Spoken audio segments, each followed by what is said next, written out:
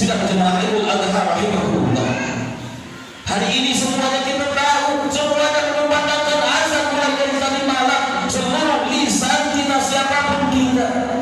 hanya mengucapkan kalimat takbir, Allahu Akbar, Allahu Akbar, Allahu Akbar. Tadi malam sudah tersentuh hati kita masyarakat muslimin. Semua kita menundukkan hati kita, menundukkan kepala kita, mengangkat tangan kita bermohon kepada Allah supaya Allah kabulkan permintaan kita, supaya Allah kabulkan doa kita.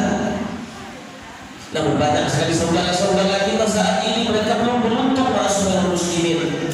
Coba kita lihat, ada 3 tipe umatnya Nabi Muhammad SAW dalam menjalani hari raya Idul Adha ini. Yang pertama, tipe yang pertama adalah tipe umatnya Nabi Muhammad SAW menjalani Idul Adha dengan penuh sukacita. Makanan yang enak tersedia di rumah, ayah dan ibu berkumpul di rumah, bersedekah di rumah, takbir bersama di rumah, berjalan bersama, penuh dengan kegembiraan di satu keluarga itu. Inilah tipe yang pertama, yaitu tipe umatnya Nabi Muhammad memiliki seluruh kelengkapan, seluruh nikmat yang Allah berikan kepadanya.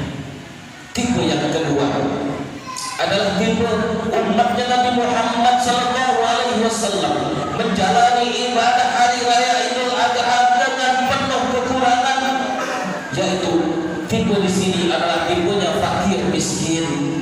Di pagi hari ini mungkin mereka bisa sholat bersama kita, mungkin mereka bisa berkumpul bersama kita, mungkin mereka bisa tersenyum ketawa bersama kita bersama-sama. Namun kalau kita lihat di rumahnya tidak tersedia hidangan yang enak di pagi hari yang berbahagia ini, tidak tersedia makanan yang lezat di pagi hari yang berbahagia ini. Ini adalah tipe manusia umatnya Nabi Muhammad SAW, yaitu orang yang serba kekurangan. Di pagi hari ini banyak sekali air mata yang keluar dari matanya yang membasahi pipi umat Nabi Muhammad SAW, terutama lagi sang anak ketika mereka bertanya kepada sang ayah, bertanya kepada sang ibu, wahai ayah, wahai ibu, teman-temanku semuanya di rumah mereka terhidang, wahai ibu, wahai ayah, makanan yang enak.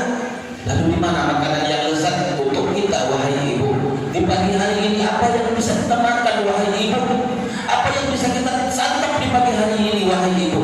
Ini adalah keluh kesahnya umat Nabi Muhammad, yaitu berasal dari fakir dan miskin.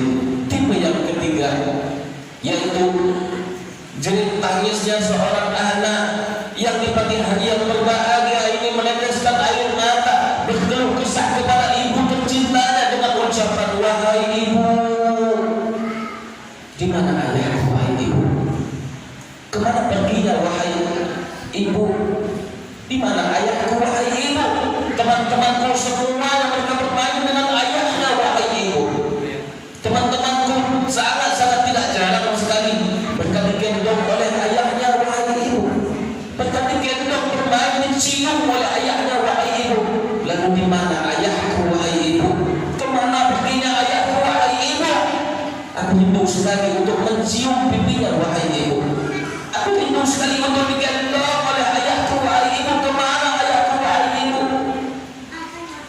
Sudahlah ayahku tidak ada di rumah, wahai ibu. Sudahlah aku tidak bisa bermain dengan ayahku, wahai ibu. Makanan yang enak pun tidak tersedia di rumah kita, wahai ibu. Seperti apa kehidupan kita ini, wahai ibu? Inilah keluh kesah anak yatim yang hari ini kalau seandainya kita tinggalkan, kalau seandainya kita jauhi anak yatim ini, maka laknat Allah akan Allah turunkan kepada kita. Allahu Akbar, Allahu Akbar, Allahu Akbar, walillahil hamd. Masyaallah muslimin, sedang jemaah Idul Adha rahimakumullah. Di pagi hari ini banyak sekali pikiran-pikiran kita berkecamuk, banyak sekali pikiran-pikiran kita dihantui oleh rasa kekesalan, oleh rasa ingin menangis, ingin menjerit dan lain sebagainya. Kenapa? Karena faktor kehidupan kita dalam menjalani kehidupan ini sebenarnya yang membuat kita seperti itu adalah diri kita sendiri, wahai ma'asyiral muslimin, Untuk itu, mari sama-sama kita dekatkan diri kita kepada Allah Subhanahu wa Ta'ala. Coba kita lihat masalah muslimin, perintah yang terbesar yang jatuh pada hari ini 10 Zulhijjah atau dengan nih 11, 12 dan 13 Zulhijjah. Allah turunkan kepada kita selaku umatnya Nabi Muhammad sallallahu alaihi wasallam perintah yang besar, yaitu perintah berkurban. Lalu coba kita lihat masalah muslimin, apa hikmah yang terbesar dari pelaksanaan ibadah kurban ini masalah muslimin. Banyak sekali hikmah yang kita dapatkan ketika kita berkurban. Yang pertama, hikmah dari ibadah kurban tersebut yaitu untuk mendekatkan diri kita kepada Allah Subhanahu wa Ta'ala. Kalau seandainya hari ini kita dekat dengan Allah, kalau seandainya hari ini kita berusaha mendekatkan diri kita kepada Allah, sekuat tenaga kita berusaha mengorbankan harta kita, waktu kita, diri kita korbankan untuk Allah Subhanahu wa Ta'ala, insya Allah tidak akan ada masalah yang akan melanda di dalam kehidupan kita, tidak akan ada masalah yang akan melanda di tempat pekerjaan kita, tidak akan ada masalah yang akan melanda di rumah tangga kita. Kenapa? Karena kita dekat dengan Allah Subhanahu wa Ta'ala. Inilah hikmah kurban yang pertama, yaitu untuk mendekatkan diri kita kepada Allah Subhanahu wa Ta'ala. Coba kita lihat masalah muslimin sidang jemaah Jumat yang dirahmati Allah Subhanahu wa Ta'ala. Kalau seandainya hari ini kita tidak ingin dekat dengan Allah, makanya banyak sekali turun musibah yang Allah turunkan kepada kita pribadi. Allah turunkan kepada kita di dalam rumah tangga kita, di tempat pekerjaan kita, karena memang kita tidak ingin dekat dengan Allah Subhanahu wa Ta'ala. Kita lihat masalah muslimin, apakah di dalam sejarah belum bisa juga menguatkan hati kita untuk selalu dekat dengan Allah. Di dalam sejarah banyak sekali tertulis seperti kisahnya Nabi Ibrahim alaihissalam. Nabi Ibrahim tidak terbakar oleh api masalah muslimin. Coba kita bayangkan, apakah ada manusia yang kebal dari api? Apakah ada manusia yang tidak terbakar oleh api? Maka Nabi Ibrahim ketika dikeluarkan oleh Allah Subhanahu wa Ta'ala dari kobaran api yang besar dalam keadaan kedinginan, apakah ada itu? Tentunya jawaban kita adalah karena Allah bersama kita. Apa kata Allah? Qulna ya naru kuni bardan wa salaman ala Ibrahim. Kata Allah, dinginkan wahai api, berikan keselamatan buat Nabi Ibrahim. Api pun tidak akan bisa, tidak akan mau melanggar perintah Allah. Kenapa? Karena Nabi Ibrahim dekat dengan Allah. Lalu kita lihat diri kita masyarakat muslimin seperti apa kedekatan kita dengan Allah. Kalau seandainya kita belum dekat dengan Allah, maka insya Allah masalah bertubi-tubi akan datang di dalam rumah tangga kita, terhadap diri kita. Kita bayangkan masyarakat muslimin, berapa sih harga satu ekor kambing yang hari ini dikumpulkan oleh panitia kurban? Paling kuat berkisar di antara 2.600.000, 2.800.000 paling tinggi. Kita lihat diri kita, berapa angsuran mobil kita hari ini masyarakat muslimin, berapa angsuran sepeda motor kita masyarakat muslimin, berapa angsuran rumah kita yang kita kumpulkan masyarakat muslimin setiap bulan kita bayar. Lalu ibadah kurban ini satu kali satu tahun cuma menghabiskan uang 2.600.000. Apakah berat kita mengeluarkan itu, saudaraku yang dirahmati Allah?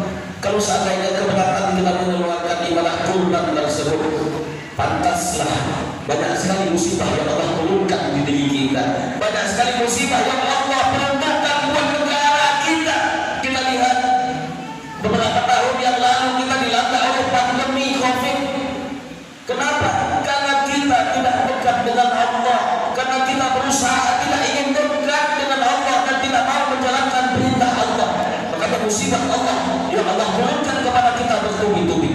Allahu Akbar, Allahu Akbar, Allahu Akbar, walillahil hamd. Ini hikmah yang pertama.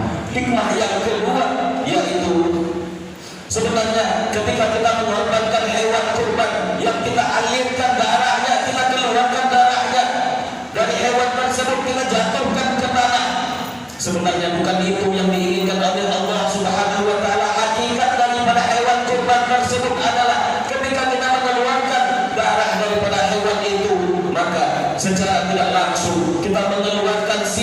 sifat-sifat buruk yang ada di dalam diri kita, sifat-sifat kebinatangan yang Allah tanamkan di dalam diri kita. Apakah kita yakin kita tidak punya sifat kebinatangan di dalam diri kita? Masyaallah muslimin seluruh kita punya sifat itu. Apa dia? Rakus, tamak, iri hati, dengki, sombong. Ini adalah sifatnya hewan masyaallah muslimin. Ketika kita berkembang sifat itulah akan kita buang sejauh-jauhnya dari diri kita. Makanya banyak sekali manusia yang hari ini sombong di dalam kehidupannya. Apakah karena jabatannya dia sombong? Apakah karena hartanya dia sombong? Apakah karena bentuk fisiknya dia sombong? Maka ingatlah ketika kita menyombongkan diri di hadapan manusia dan di hadapan Allah Subhanahu wa taala, keadaan kita saat itu di hadapan Allah, di mata Allah, kita bukanlah seperti manusia masyaallah muslimin. Kita tidak seperti manusia saat itu, saat kita menyombongkan diri. Namun Allah melihat kita seperti iblis laknatullah. Kenapa? Kita lihat sejarah masyaallah muslimin. Kenapa iblis itu diusir? Kenapa iblis dibuang dari surga, dijatuhkan ke muka bumi? Kenapa? Karena dia menyombongkan diri, tidak mau bersujud kepada Nabi Adam. Apa kata iblis? Ana khairum minhu. Aku lebih mulia ya Allah daripada Adam. Adam engkau ciptakan dari tanah. Adam engkau ciptakan dari tanah yang diinjak-injak. Adam engkau ciptakan dari tanah yang busuk. Adam engkau ciptakan dari tanah yang hitam. Sementara aku engkau ciptakan dari api ya Allah. Aku lebih mulia daripada Adam ya Allah. Tidak sepantasnya aku sujud kepada Adam ya Allah. Ini kata pernyataan iblis kepada Allah. Lalu Allah campakkan ke muka bumi. Inilah dia. Kalau hari ini kita sombong, kalau hari ini ada terdapat terbesit dalam sifat sombong di dalam diri kita, maka Allah akan melihat kita seperti melihatnya iblis laknatullah. Allahu akbar, Allahu akbar, Allahu akbar, walillahil hamd. Ini hikmah yang kedua. Hikmah yang ketiga, coba kita lihat di dalam sejarah seperti apa Allah perintahkan kepada Nabi Ibrahim untuk melaksanakan ibadah kurban. Nabi Ibrahim diperintahkan oleh Allah melalui mimpinya. Allah perintahkan untuk menyembelih putra tercintanya yaitu Ismail alaihissalam. Seperti apa yang dilakukan oleh Nabi Ibrahim? Apakah Nabi Ibrahim membantah? Tentunya tidak. Lalu Nabi Ibrahim menyampaikan kepada anaknya. Anaknya pun setuju, dan istrinya, karena ketaatan si istri Siti Hajar taat kepada suaminya Nabi Ibrahim alaihissalam. Siti Hajar pun tidak membantah apa yang dilakukan oleh suaminya. Inilah hikmah yang kedua, yaitu seperti apa ketaatan seorang istri terhadap suami. Masyaallah muslimin, pada Allah yang dimuliakan Allah Subhanahu wa taala. Wahai engkau ibuku, wahai engkau kakak-kakakku, wahai engkau saudari-saudariku, taatlah kepada suamimu kalau seandainya engkau ingin surga yang kau dapatkan. Taatlah, patuhlah kepada suamimu kalau seandainya engkau inginkan surga dari Allah Subhanahu wa taala. Karena sesungguhnya surga suami terdapat di surga istri terdapat di bawah telapak kaki suami. Demi Allah, wahai ibuku, wahai saudariku, apa yang kau lakukan hari ini, dosamu dipikul oleh suamimu, wahai ibuku, wahai saudariku. Demi Allah, ketika engkau keluar menampakkan auratmu, ketika engkau keluar tidak memakai hijabmu, ketika engkau keluar menggunjing ke sana ke sini, ingatlah bahwasanya yang kau lakukan itu akan menjadi tanggungan suamimu, wahai para ibu, akan ditanggung oleh suamimu.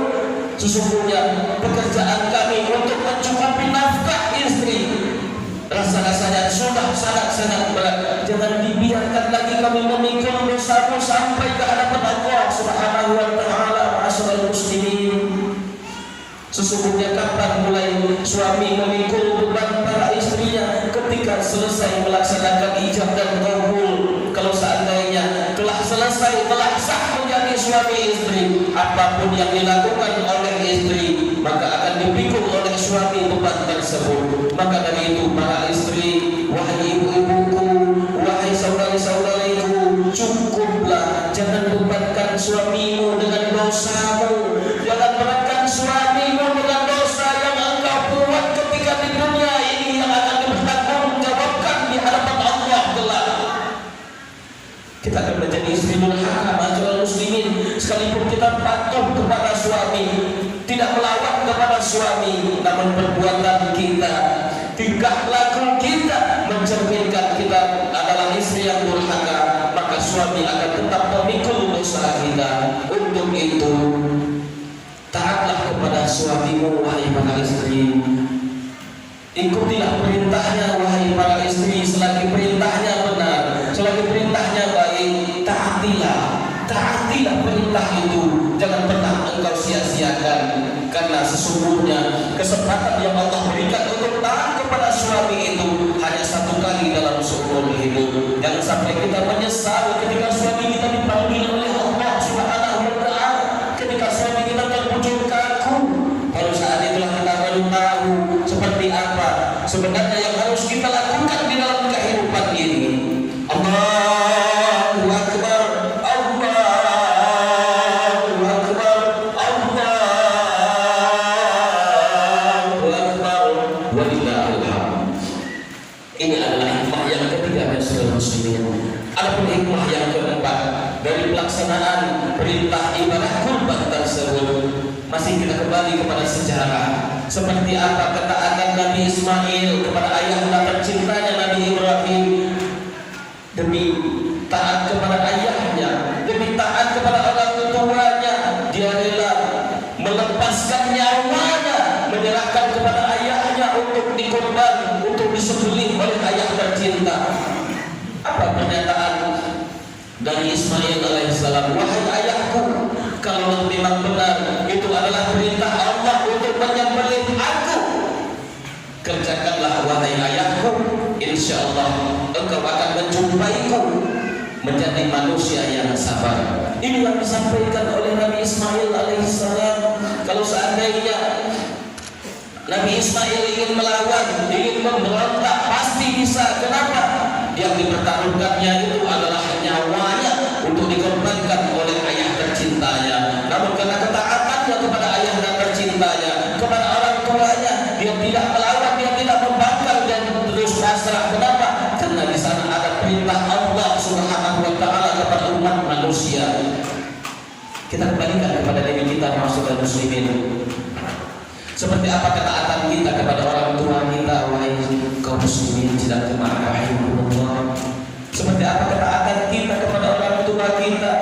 Masih banyak sekali perkataan-perkataan kasar yang keluar dari lisan kita terhadap orang tua kita. Banyak sekali perbuatan-perbuatan yang hingga mengalirkan air mata di pipi orang tua kita.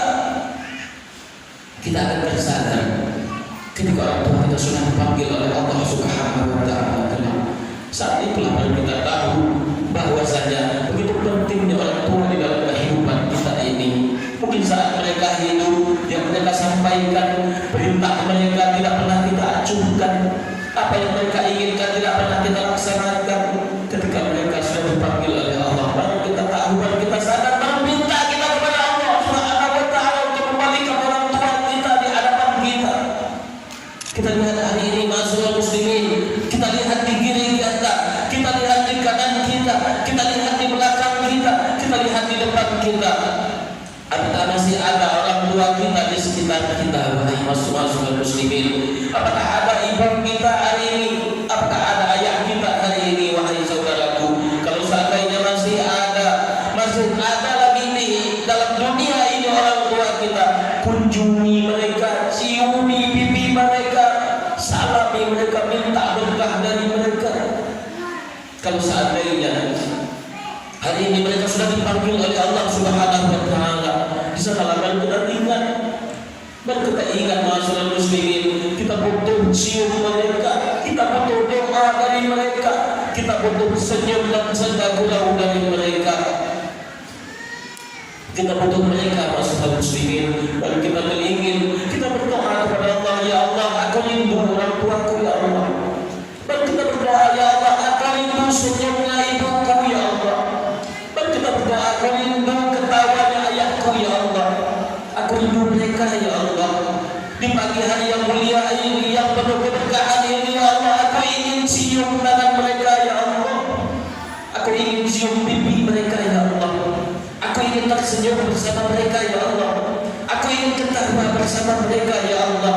Dan kita sadar setelah dipanggil oleh Allah Subhanahu wa Ta'ala, barulah terdapat rasa penyesalan di dalam diri kita. Maka dari itu, sebelum kita menyesal masyarakat muslimin, sebelum timbul doa-doa tersebut, selagi mereka masih hidup, taati mereka, sayangi mereka, santuni mereka. Kalau seandainya mereka sudah meninggal dunia, belum sempat lagi kita berbuat baik kepada mereka, belum sempat lagi kita berbakti kepada mereka, belum sempat lagi kita membahagiakan mereka. Yang bisa kita lakukan sebelumnya adalah menyakiti mereka. Yang telah kita lakukan adalah membuat mereka menangis. Yang telah kita buat sebelumnya adalah membuat mereka kecewa, mengalirkan air mata di pipinya.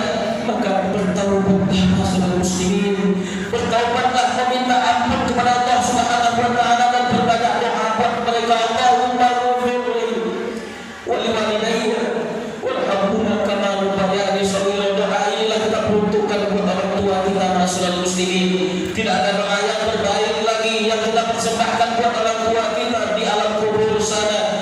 Yang bisa kita lakukan adalah doa ini untuk menyenangkan mereka, untuk melapangkan kubur mereka, untuk membuat mereka senang ketika menghadap Allah Subhanahu wa Ta'ala. Allahu Akbar, Allahu Akbar, Allahu Akbar, walillahil hamd. Masyaallah muslimin, para tamu-tamu Allah, sidang jemaah Idul Adha yang dirahmati Allah Subhanahu wa Ta'ala. Itulah tadi hikmah terbesar dari pelaksanaan ibadah kurban yang hari ini kita laksanakan. Kalau seandainya kita memiliki kecukupan harta, kita memiliki uang di rekening tabungan kita belasan juta, maka berkurbanlah. Insya Allah Allah akan gantikan harta yang hari ini kita keluarkan di jalan Allah dengan gantian yang sangat-sangat indah, dengan penggantian yang sangat-sangat terbaik menurut kita. Ini akan Allah gantikan masyarakat muslimin. Jangan pernah kita enggan untuk berkurban, jangan pernah kita enggan untuk mendekatkan diri kepada Allah Subhanahu wa Ta'ala.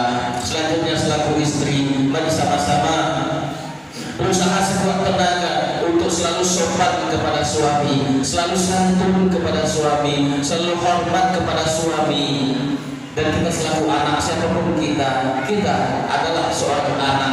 Siapapun kita memiliki seorang ayah, kita memiliki seorang ibu untuk kita taati, untuk kita ayomi, untuk kita berbakti kepadanya. Untuk itu, selagi kesempatan masih ada, mari sama-sama kita menggunakan kesempatan tersebut sebelum Allah cabut kesempatan itu. Masyaallah muslimin, sidang jemaah Idul Adha rahimakumullah. Mungkin ini khutbah kita dalam kesempatan yang singkat ini yang bisa kami sampaikan. Lebih kurang mohon maaf. Fa'tabiru ya ulil absar la'allakum tuflihun.